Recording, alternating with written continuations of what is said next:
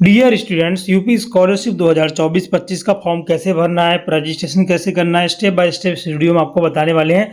और इसमें मैं आपको फ्रेश फॉर्म भरना है, रजिस्ट्रेशन करना है, पूरा प्रोसीजर बताऊंगा। ठीक है, जिन्होंने चैनल को सब्सक्राइब नहीं किया उनसे रिक्वेस्ट है चैनल को सब्सक्राइब करें, नोटिफिकेशन बेल होगा उस पर ऑल पे क्लिक करें ताकि आपको सही जानकारी, बिल्कुल सटीक जानकारी मिल पाए। पूरी वीडियो बताने वाले हैं कि कैसे आपको फॉर्म भरना है। सब्सक्राइब जरूर कर लें, ठीक है, ताकि आपको सही जानकारी मिल पाए। हमारा टेलीग्राम भी ज्वाइन कर लें। अब देखिए आपको किस तरीके से फॉर्म भरना है, पूरा प्रोसीजर आपको इस वीडियो में बताने वाले हैं। बहुत इंपॉर्टेंट है आप सभी के लिए। सबसे पहले आपको यूपी स्कॉलरशिप की ऑफिशियल वेबसाइट पे आ जाना होगा। यूपी स्कॉलरशिप की ऑफिशियल वेबसाइट है। यहाँ पर आपको दिखता होगा, अगर आप फ्रेश फॉर्म भर रहे हो, रिन्यूअल का वीडियो नेक्स्ट वीडियो में बताऊंगा मैं रिन्यूअल कैसे करना है। अभी आपको मैं फ्रेश भर के दिखा रहा हूँ कि फ्रेश आपको कैसे फ्रेश फॉर्म कैसे भरना है, नए रजिस्ट्रेशन कैसे करना है। तो यहाँ पर आपको स्टूडेंट वाले पे क्लिक करना है, इसके बाद रजिस्ट्रेशन वाले पे आपको क्लिक करना है जो कि आपकी स्क्रीन पर है। देन इस पर आप क्लिक करोगे, फिर यहाँ पर आपको दिखाएगा रजिस्ट्रेशन। देखिए अगर आप ST के हो, जनरल के हो तो ये वाले लिंक पे क्लिक करोगे, OBC के हो तो इस वाले पे, और माइनॉरिटी के हो तो इस पे। तीनों का अलग अलग लिंक जारी किया गया है। आप लोग किस कैटेगरी से अपने ऊपर डिपेंड करता है। ठीक है, फिर देख लीजिए माली सपोर्ट डेट, मैं यहाँ पर प्री मैट्रिक का करके दिखा रहा हूँ और सभी का होगा 9th 10th 11th 12th BA BSc BCom polytechnic ITI सभी लोग इसी तरीके से करेंगे, है ना।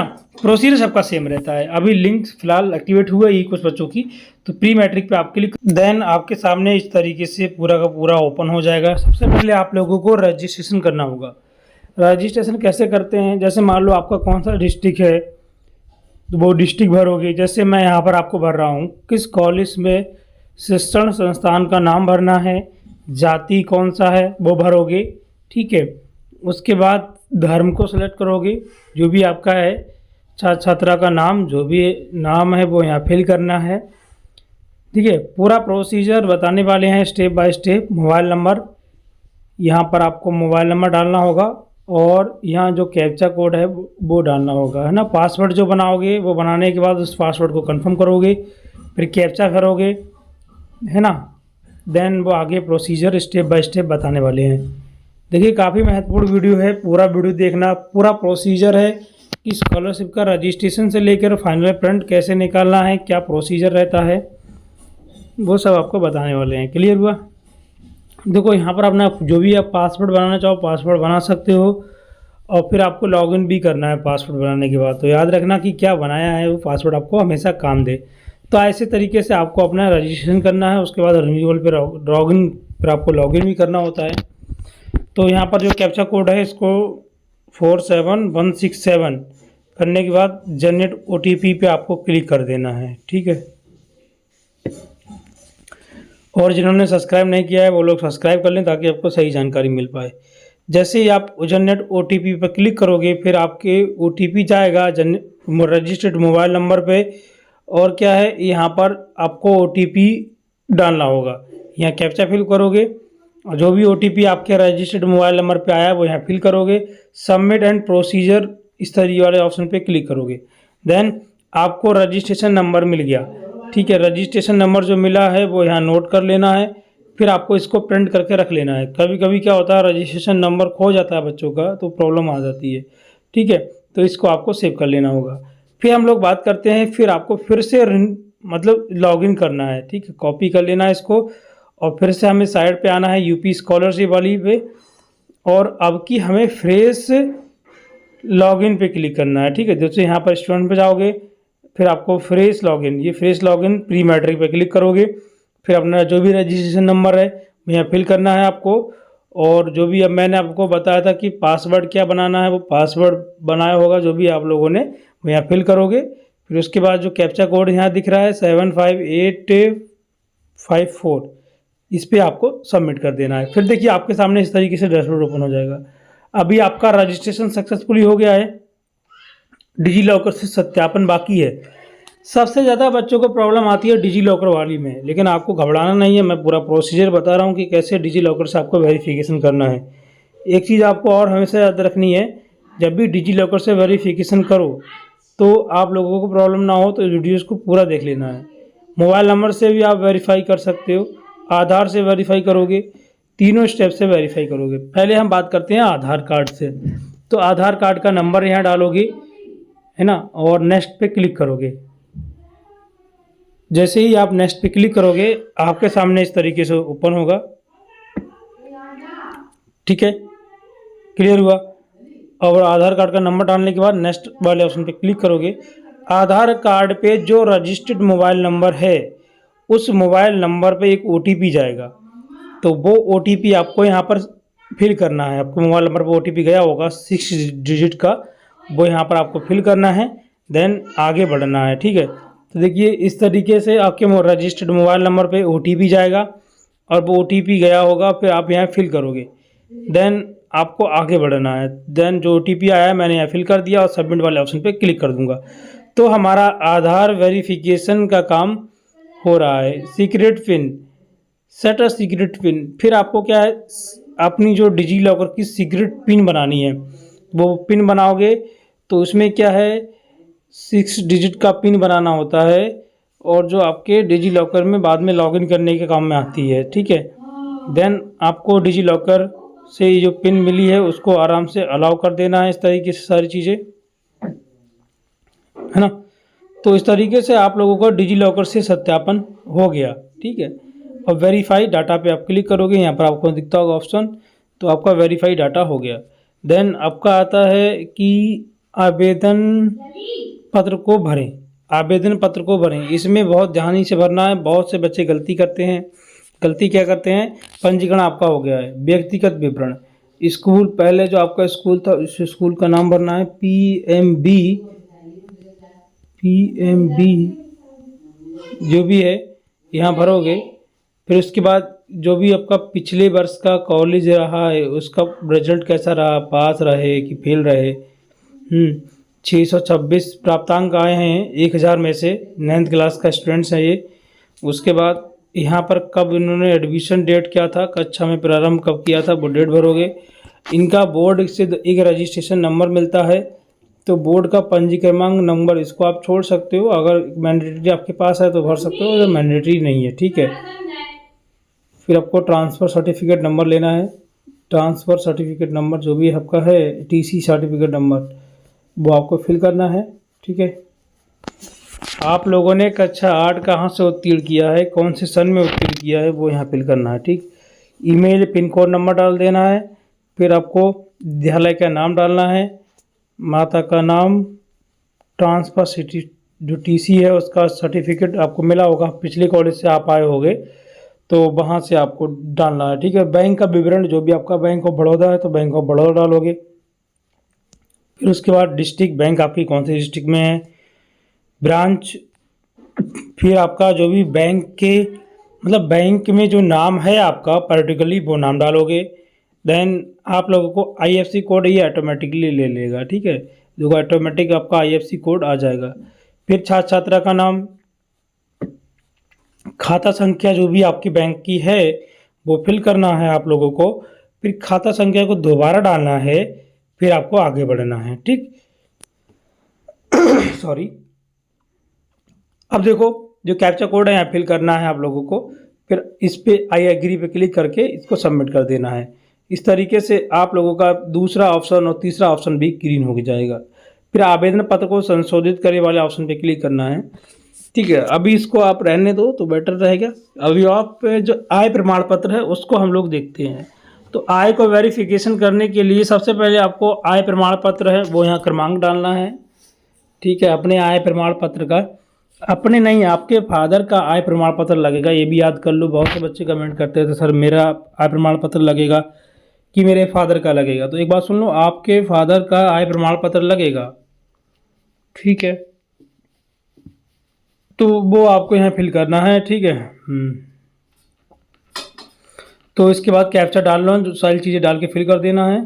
फिर आपका यहाँ शो करेगा, वेरीफाई करना है, फिर आपका वेरीफाई होगा। जाति प्रमाण पत्र जो आपको है, अब बात करते हैं जाति प्रमाण पत्र। तो अभी मैंने आपको आय प्रमाण पत्र बता दिया, जाति का भी सेम फॉर्मेट है। जाति प्रमाण पत्र का जो भी आपका आवेदन फॉर्म संख्या ऊपर लिखा होता है वो फिल करना है।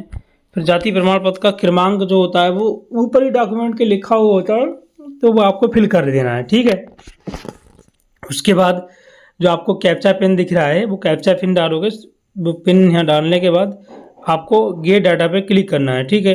देन आप गेट डाटा पे क्लिक करोगे, देन आपके सामने वेरीफाई कास्ट डिटेल पे क्लिक करना है। देन आपका ये income certificate, caste certificate verify हो जाएगा। उसके बाद आप लोगों के लिए अगला जो आता है, यहाँ पर जैसे मान लीजिए बहुत से बच्चे प्रॉब्लम में आते हैं आधार ऑथेंटिकेशन में। आधार ऑथेंटिकेशन में बच्चों के साथ प्रॉब्लम आती है, तो जो भी आपका आधार है वो आधार नंबर डाल के इसको वेरीफाई करना होता है। तो इस तरीके से आप इसको भी वेरीफाई डाटा पे, वेरीफाई आधार पे क्लिक करना है, आपका वेरीफाई हो जाएगा। क्लियर है? तो वेरीफाई आधार पे क्लिक करोगे, आपका आधार वेरीफाई होगा, ठीक है। फिर इसके बाद आप लोगों को नेक्स्ट प्रोसीजर पे क्लिक करना है। कभी कभी साइड का इशू रहता है थोड़ा बहुत, तो इसमें आपको प्रॉब्लम में नहीं आना है। वेरीफाई आधार पे क्लिक करना है, देन आपके साथ वेरीफाई आधार भी हो जाएगा। फिर अगला आता है आप लोगों का एनपीसीआई स्टेटस। सबसे प्रॉब्लम बच्चों को एनपीसीआई वाले में आती है। एनपीसीआई वाले में प्रॉब्लम ये आता है कि एनपीसीआई स्टेटस अगर आपका बैंक है उसमें आधार कार्ड लिंक नहीं है, तो आपका एनपीसीआई मैपिंग वाला काम नहीं हो पाता है। आपको आधार कार्ड बैंक से लिंक कराना होगा, तब जाके आपका एनपीसीआई मैपिंग का स्टेटस इनएक्टिव ना दिखा के एक्टिव दिखाएगा।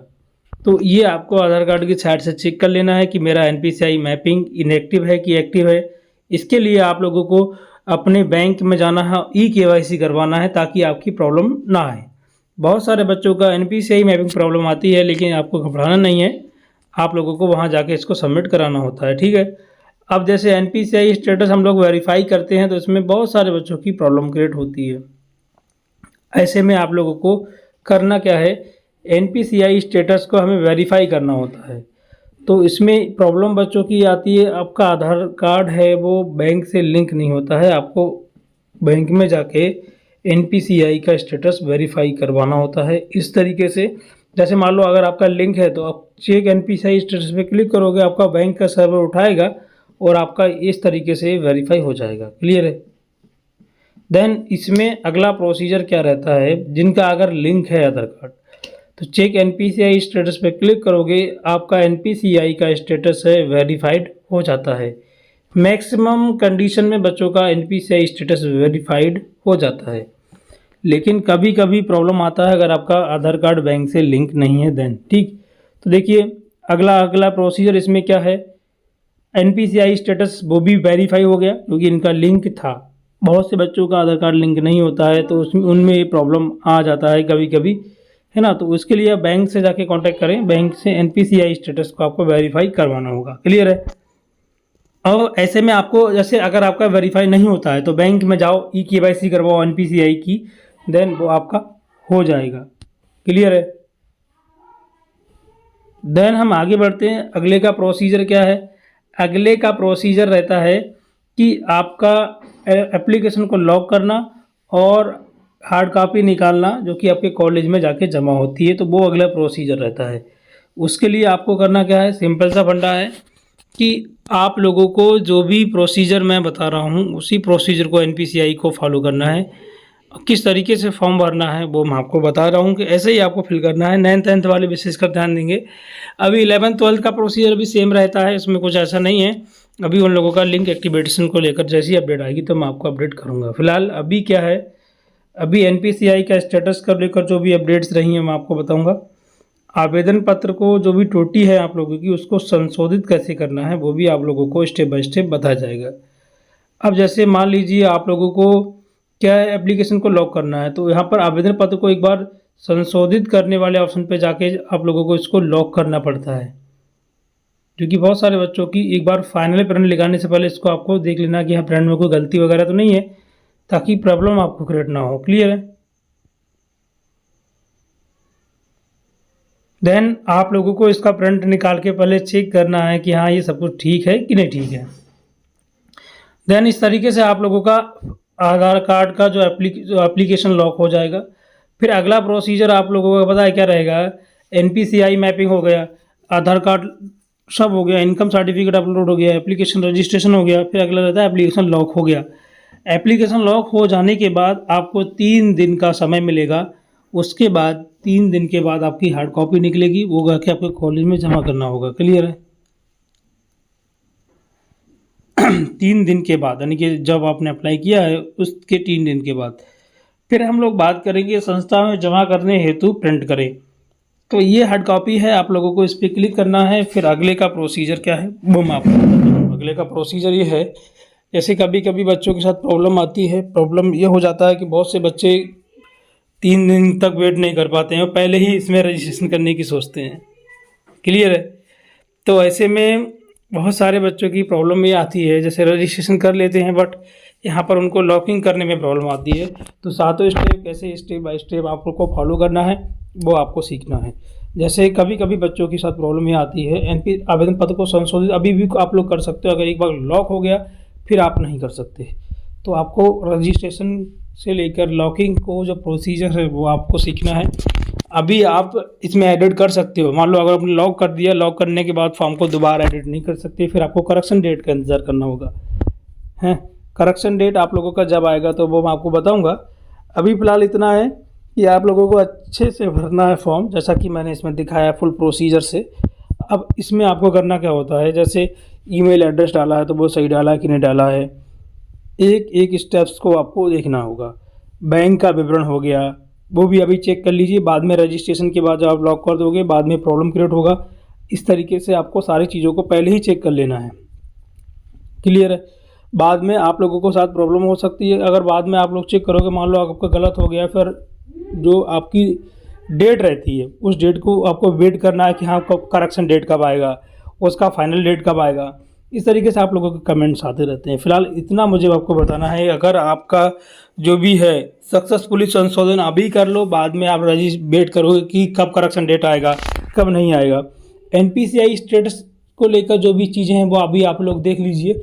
बाद में मेरे को मत कहना कि मेरे को नहीं बताया। अभी आपका मौका है, अच्छे से पूरा वीडियो देख के आप लोगों को बनाना है ताकि कोई दिक्कत आप लोगों को ना हो। फिर आपको क्या है, जैसे कि मैंने बताया कि कैसे आप लोगों को रजिस्ट्रेशन करना है, कैसे इसका एनपीसीआई स्टेटस को मैपिंग कराना है, आधार कार्ड लिंक करवाना है जाके अपनी बैंक में, तब जाके एनपीसीआई मैपिंग वाला काम होगा। अगर आप लोगों को रिन्यूअल की वीडियो चाहिए कि हम कैसे रिन्यूअल करते हैं तो उसका वीडियो अगर लोग कमेंट करोगे तो नेक्स्ट वीडियो में बता दूंगा कि यूपी स्कॉलरशिप फॉर्म रिन्यूअल कैसे करते हैं। ये फ्रेश मैंने बताया है। 9th 10th 11th ITI polytechnic सभी का सेम प्रोसीजर है, ऐसा हटके कुछ नहीं है इसमें। तो फिलहाल एक चीज़ आपको याद रखनी है कि हमसे जो प्रॉब्लम क्रिएट होती है बच्चों की वो एनपीसीआई वाली होती है। आप लोगों को एनपीसीआई वाली प्रॉब्लम में घबराना नहीं है। अपनी बैंक में जाके आधार कार्ड को लिंक कराना है, फिर अपना स्टेटस चेक करना है, एनपीसीआई का मैपिंग दिखा रहा है इनएक्टिव है कि एक्टिव है, वो प्रॉब्लम आपके साथ ना हो। ऐसे में देखिए सबसे पहले आपका आता संस्था में जमा करने हेतु प्रिंट करें। ये आपका फाइनल प्रिंट है। ये फाइनल प्रिंट है जो कि कॉलेज में जमा करना होता है। ये 3 दिन बाद निकलता है ना। तो 3 दिन बाद आपका फाइनल प्रिंट निकलेगा, जो कि मैंने आपको बताया था कि कैसे आपको फाइनल प्रिंट निकालना है। तो फाइनल प्रिंट निकलता है तो उसमें प्रॉब्लम ये आती है बच्चों के साथ, है ना। तो 3 दिन बाद निकलता है ये। तो 3 दिन बाद जब आपने अप्लाई किया है उसके 3 दिन बाद फाइनल प्रिंट निकलेगा। तो मैं आपको अभी बता दे रहा हूँ, ठीक है। फिलहाल वीडियो मेरा थोड़ा सा आप लोगों को समझाने के लिए है, ठीक। तो देखिए इसमें प्रॉब्लम नहीं होगी आपको, अगर सारी चीज़ आपने जांच ली है फिर ओके पे क्लिक करोगे। अगर अभी भी आप चाहो तो इसको कैंसिल कर सकते हो, लेकिन आपको ओके पे क्लिक करना है, ठीक है। तो आपको ओके वाले बटन पे क्लिक करना है और नेक्स्ट वाले प्रोसीजर पे बढ़ जाना है। जैसे ही आप ओके पे क्लिक करोगे और नेक्स्ट बढ़ोगे फिर आपका आगे की ओर प्रोसीजर हो जाएगा। अब इसमें देखिए आप इतना करने के बाद आप लोगों को करना क्या है, फिर आपका फाइनल प्रिंट निकलता है, ठीक है। ओके क्लिक करोगे, ये आपका फाइनल प्रिंट है। ये कॉलेज में जमा करने हेतु लिखा है ना, तो ये कॉलेज में आपको जमा करना है, ठीक है। इस तरीके से आपको सारा प्रोसीजर मैंने बताया है। सारे स्टेप ग्रीन हो गए। Thanks for watching. जय हिंद, वंदे मातरम।